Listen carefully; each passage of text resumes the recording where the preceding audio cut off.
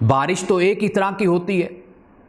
اب یہ زمین پر انحصار ہوتا ہے کہ زمین کیسی ہے، سنگلاخ زمین ہوگی، پتھریلی زمین ہوگی، قرآن پاک بیان کرتا ہے کہ صرف اس کی صفائی کر دے گی، یعنی وہ مٹی صاف ہو جائے گی، لیکن وہ جذب نہیں کر پائے گی وہ زمین اس بارش کو، اس سے فائدہ نہیں اٹھا پائے گی۔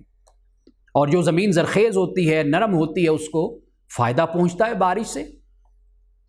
انسانوں کا معاملہ بھی ایسا ہے، جب اللہ یہ فرماتا ہے ھدی للمتقین کہ یہ متقین کے لیے ہدایت ہے، تو مراد یہ ہے کہ تم لینے والی جگہ پر اگر کھڑے ہو تو پھر اپنے آپ کو اس قابل بناؤ کہ تم لے سکو، اس کو قبول کر سکو۔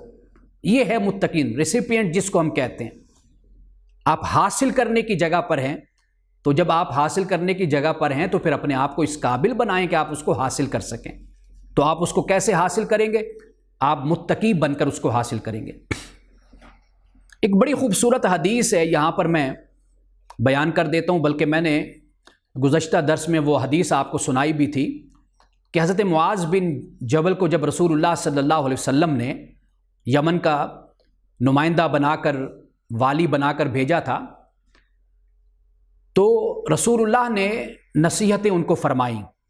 نصیحتیں فرمانے کے بعد پھر اس کے بعد رسول اللہ نے یہ فرمایا کہ اے معاذ، ممکن ہے کہ آئندہ جب تم یہاں پر آؤ مدینے میں تو تمہاری مجھ سے ملاقات نہ ہو، میری قبر سے تمہاری ملاقات ہو۔ یہ حدیث میں نے بیان کی تھی۔ اب آخر میں رسول اللہ نے کیا فرمایا حضرت معاذ کو؟ آپ نے یہ فرمایا اے معاذ، میرے نزدیک یعنی میرا قرب، میرا تقرب، میری دوستی، میرا تعلق ان کو نصیب ہوگا جو متقی ہوں گے۔ من کانوا وحیث کانوا کے الفاظ ملتے ہیں حدیث میں۔ وہ جو بھی ہو اور جہاں کا بھی انسان ہوگا، لیکن اگر اس میں تقویٰ ہوگا تو اسے میرا قرب نصیب ہوگا، یعنی وہ میرے قریب ہوگا۔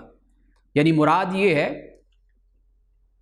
کہ روحانی اور قلبی فاصلے ختم کرنے کا جو طریقہ ہے، جو رسول اللہ نے ہمیں بتایا، وہ ہے تقویٰ۔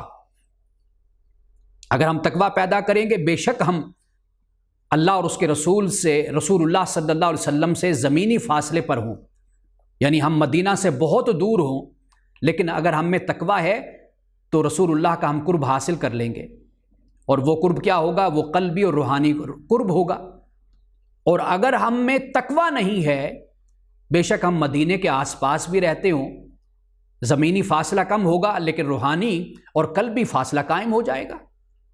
تو اصل کیا چیز ہے؟ وہ تقویٰ۔ رسول اللہ نے اس حدیث میں بھی اسی بات کو بیان کیا کہ جن میں تقویٰ ہوگا انہیں میرا قرب نصیب ہوگا۔ تو اس لیے تقویٰ در حقیقت ایک کرائیٹیریا ہے، ایک معیار ہے، ایک میرٹ ہے کہ جب ہم اپنے آپ کو اس قابل بنا لیں گے تو پھر ہمیں ہدایت نصیب ہو جائے گی۔